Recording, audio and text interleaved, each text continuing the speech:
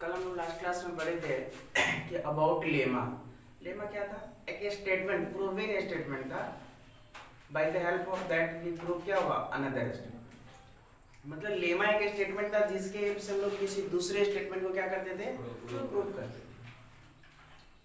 और उसमें हम लोग पढ़े थे कि Euclid division lemma. Euclid division lemma क्या था? कि वो एक स्टेटमेंट था किसके बारे में? अबाउट डिवीजन, जहाँ से हम लोग फाइंड किए थे relation between dividend, division, quotient and remainder. हम लोग ये भी लिखे थे कि dividend equal to division multiply quotient plus remainder. तो अब यहाँ जो हम लोग को आज पढ़ना एल्गोरिथम। एल्गोरिथम देखोगे, an algorithm is a well defined steps. ये एक स्टेप्स है, वन बाय वन करके हम लोग वर्क करेंगे, आगे आपको पता चलेगा। Steps which gives a method for solving a certain types of the problem. मतलब यह किसी पार्टिकुलर टाइप्स के प्रॉब्लम को सॉल्व करने में क्या करता है? एल्गोरिथम हेल्प करता है। ऐसा नहीं कि एवरी टाइप्स के प्रॉब्लम को सॉल्व करेगा। जैसे अगर हम लोग बात करें कि यूक्लिड डिवीजन एल्गोरिथम में, तो यूक्लिड डिवीजन एल्गोरिथम जो ये मेथड है या स्टेप जो है, इस स्टेप से हम लोग एचसीएफ निकालते हैं। क्या निकालते हैं? एचसीएफ निकालते हैं। और एचसीएफ जो निकालते हैं वो किसी दो नंबर का ही निकालते हैं। 3 नंबर का हम लोग इस मेथड से नहीं फाइंड कर सकते। लिखा हुआ है it is a technique to compute. देखो ये कंप्यूटर होता है ना, तो कंप्यूटर कंप्यूट से ही बना हुआ है ना, गणना करने के सेंस में होता है। कंप्यूटर का हिंदी क्या होता है? संगणक बोलते हैं। तो गणना, कंप्यूटर मतलब गणना करना, फाइंड करना, कैलकुलेट करना। तो it is a technique to compute the HCF of the two given positive integer. मतलब यूक्लिड डिवीजन एल्गोरिथम किसके बारे में बताया गया? HCF of the two positive integer. तो अब देखोगे पॉजिटिव इंटीजर से ए एंड बी, जैसे देखो बात करते हैं हम लोग नॉर्मल वे में बात करते थे कि भाई 8 है एंड 20 है। तो अब इसका एचसीएफ निकालना रहता था हम लोग, तो किस वर्क से करते थे? 8 2 जा 16 और यहाँ बचा 4। फिर 4 से डिवाइड करते थे, 8 को 2 जा कैंसिल आउट। अब देखोगे कि 8 2 जा 16 हो गया, 4 बचा।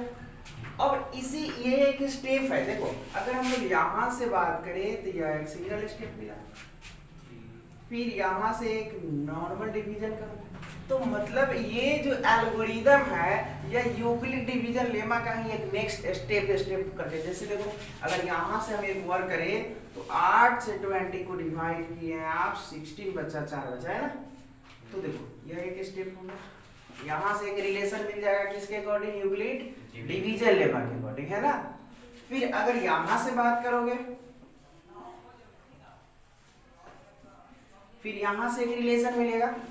तो ये एक स्टेप होगा। ये कब तक होता है? जब तक रिमाइंडर विल बी 0। मतलब रिमाइंडर जब तक 0 ना हो जाए होगा तब तक हम लोग इस स्टेप को, तो देखोगे हम लोग थोड़ा थ्योरेटिकली वर्क करते हैं कि a एंड b दो नंबर है। जैसे यहाँ 8 और कितना था?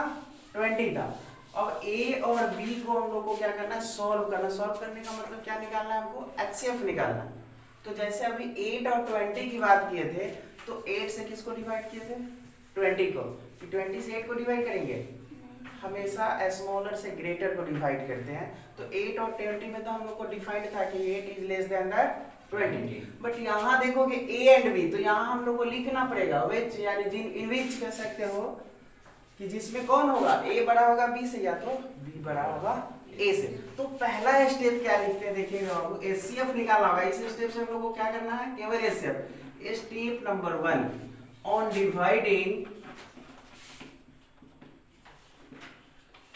डिवाइडिंग किसको डिवाइड करेंगे? यहाँ b से किसको डिवाइड करेंगे? a को, क्योंकि छोटा कौन है? b, बड़ा कौन है? a। तो on dividing a by b, obviously बात है जब किसी भी नंबर को डिवाइड करेंगे तो क्वोशिएंट में मिलेगा और रिमाइंडर में मिलेगा। With quotient q and remainder क्या हो जाएगा? r। तो अब a को हम लोग b से डिवाइड तो कर दिए, तो क्वोशिएंट क्या मिला? q और रिमाइंडर क्या मिला? r। तो यहाँ से एक यूक्लिड डिवीजन लेमा से हम लोग का एक रिलेशन मिलेगा। तो तो भाई यूक्लिड डिवीजन लेमा क्या लिख सकते हैं इसको, यूक्लिड्स डिवीजन लेमा क्या होगा देखिए तो a equal to B Q plus कितना होगा बाबू, आर होगा, यही तो होगा। आर क्या रिलेशन आपको पता है कि 0 से greater than equal to R होगा और लेस देन। अब नेक्स्ट केस में हम लोग को यही ध्यान दे देना है कि आर का पॉसिबिलिटी क्या होगा। हम लोग कल बात किए थे कि अगर when a number is divided by 5 then possibility of remainder क्या होगा 0 1 2 3 4। तो कहोगे सभी केस के लिए करना होगा, हाँ बिल्कुल सबके लिए करना होगा, जितना स्टेप होगा सबको लेके चलना होगा। तो अब यहाँ जो है आर का यहाँ तो कोई पार्टिकुलर नंबर है नहीं कि वहां तक ले जाएंगे, यहाँ क्लियर है। तो अब देखोगे केस यहाँ से हमको 2 मिलेगा, अगर व्हेन आर विल बी 0 या आर विल नॉट 0, 2 केसेस होंगे। तो अब देखोगे स्टेप नंबर 2 की बात करते हैं, व्हेन आर इक्वल टू 0। तो r इक्वल टू जैसे 0 होगा देन क्या मिलेगा बाबू हमको, देखो तो a इक्वल टू क्या मिलेगा bq। और आप अभी देखे थे कि डिवीजन में हम लोग देखे थे कि 8 से अगर 20 को डिवाइड करते हैं 8 2 जा 16 बचा, 4 बचा, 4 से किसको दिए, अगर रिमाइंडर 0 हो गया तो एचसीएफ कौन होगा। तो when r equal to 0 then a equal to bq and b is the required क्या होगा। अब ऐसा मान लो हम कहेंगे कि 6 और 12 का तो कितना होगा, 6 2 जा कैंसिल हो गया, तो एचसीएफ 6 ही होगा ना। जब रिमाइंडर 0 होगा तो जो देखो लास्ट जो डिवीजर होता है उस जिसके रिस्पेक्ट में रिमाइंडर क्या मिलता है हमको 0, वही ना मेरा एचसीएफ होता है। यहाँ रिमाइंडर किसके लिए 0 हुआ, 4 के लिए, तो एचसीएफ क्या हुआ मेरा 4। लेकिन यहाँ कोई पार्टिकुलर नंबर नहीं है, तो r इक्वल टू जैसे ही 0 होगा इसका मतलब क्या bq लाइक दिस 6 2 जा 12 है ना जी।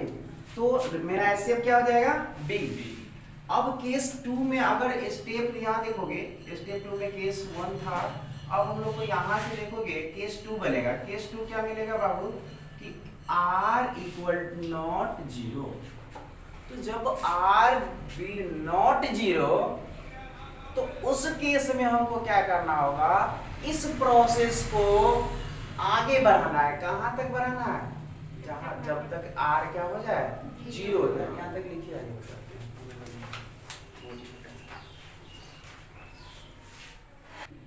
चलो केस पहला तो हम लोग देख लिए कि r इक्वल टू 0 होगा तो जो लास्ट इस केस में क्या है रिमाइंडर 0, तो ये जो डिवीजर है वो मेरा क्या हो गया एचसीएफ हो गया। एचसीएफ किसका हो गया एंड बी का।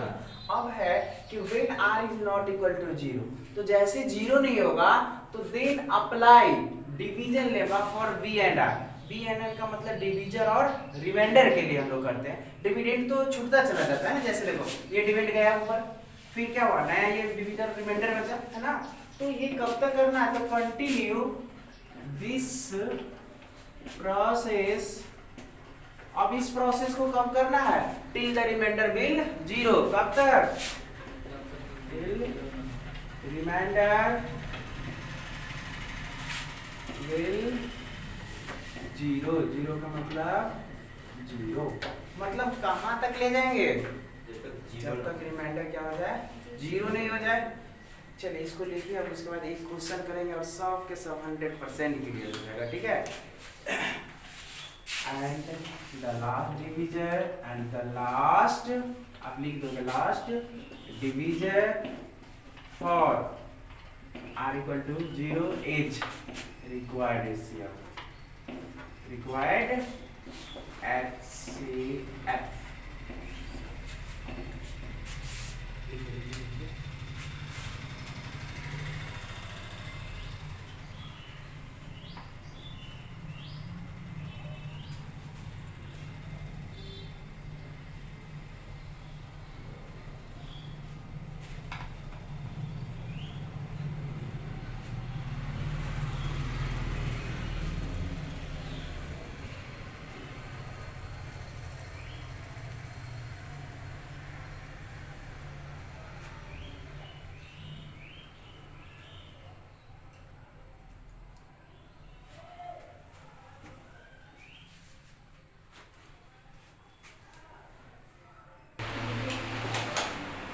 पे क्वेश्चन है लिखा रहेगा आपका, ऐसे सिंपल एचसीएफ निकालना है तब तो आप कोई सही बना दीजिएगा चलेगा, है ना। लेकिन क्वेश्चन लिखा होगा कि using Euclid division algorithm find the HCF of the 272 and 1032। तो सबसे पहले आपको डिसीजन लेना है कि भाई किसको डिवीजर बनाना है, किसको डिविडेंड। तो देखोगे कैसे करेंगे, बहुत सिंपल है बाबू। देखोगे सॉल्यूशन लिखेंगे स्टेप 1, है ना जी, स्टेप 1।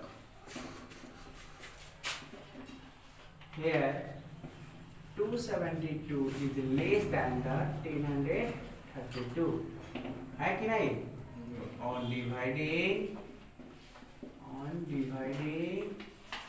1032 by 272 with क्वेश्चन कहाँ गया। तो सुनिए, आप थोड़े भगवान थोड़ी कि सब चीज का कैलकुलेशन आपके माइंड में होगा। तो क्या करते हैं, इसको हम लोग यहाँ लिखते हैं, देखिए बगल में ये लिखना ही है, आपको कोई दिक्कत नहीं। 272 है और 1032 है, क्लियर। कितना जा जाएगा, 4 जा, तो 4 2 जा 8, 4 7 जा कितना 28 ज्यादा हो गया ना, तो कितना से जाएगा 3 जा, तो चलिए 3 जा लगाइए, 6 2 जा 6, 3 7 जा 1 और 3 2 जा 6 2 8, माइनस कर लीजिए 6 हो गया, ये 3 हो गया, ठीक है। तो फिर क्वेश्चन कितना हुआ 3 एंड रिमाइंडर कितना 216, कितना होगा 216। बात समझे। ऐसा नहीं है कि हम लोग को अपने से याद रखना है, ठीक है। तो अब बाय यूक्लिड डिवीजन लेमा हम लोग क्या लिख सकते हैं, बाय यूक्लिड्स डिवीजन लेमा क्या होगा। तो देखिए तो पूरा 1032 इक्वल टू क्या लिखेगा बताइए, तो 272 मल्टीप्लाइड बाई 3 प्लस 216। फिर क्या लिखेंगे स्टेप नंबर 2, अब फिर लिखेंगे ऑन डिवाइडिंग क्या, हाँ 272 बाई 216। तो इससे पहले यही कर देंगे, है ना। 272 कितना बार 1 टाइम्स 216 6 6 12 2 5 7 हो गया, ठीक है 56 होगा ना जी। और फिर 56 से लेंगे हम लोग, तो आगे चलिए लीजिए इतना विद क्या होगा, क्वेश्चन पे लिखना पड़ेगा ना, क्वेश्चन 1 एंड रिमाइंडर कितना होगा 56। तो हेंस क्या हो जाएगा, डायरेक्ट लिख देंगे हम लोग 272 इक्वल टू 216 इंटू 1 प्लस 56। इसको बगल में लिख दीजिएगा यूक्लिड्स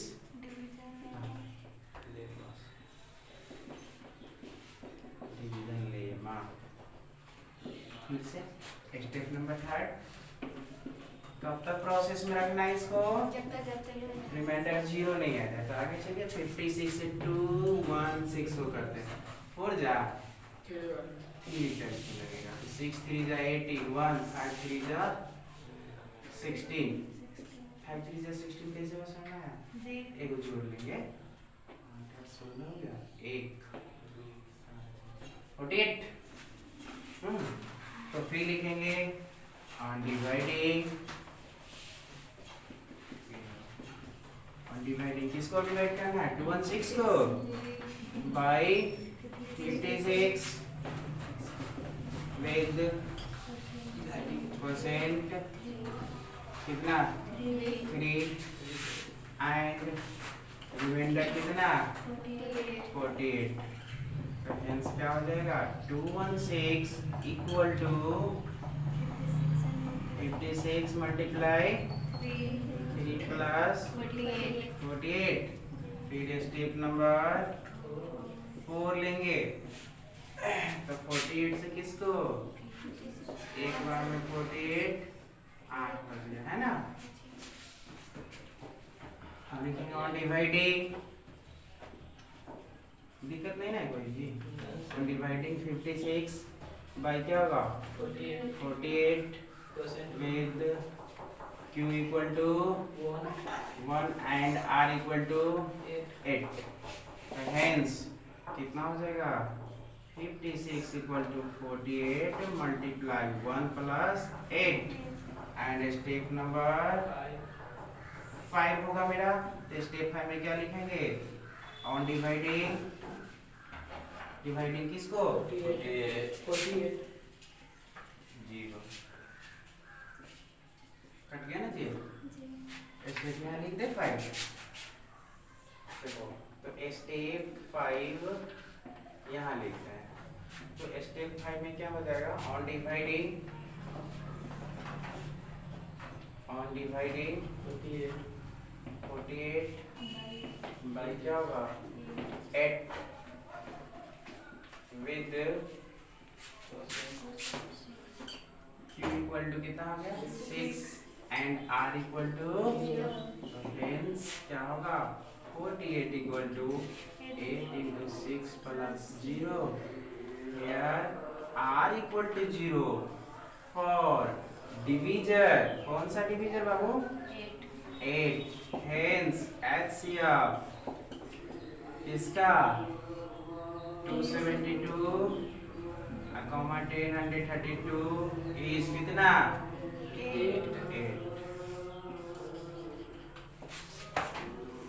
कोई दिक्कत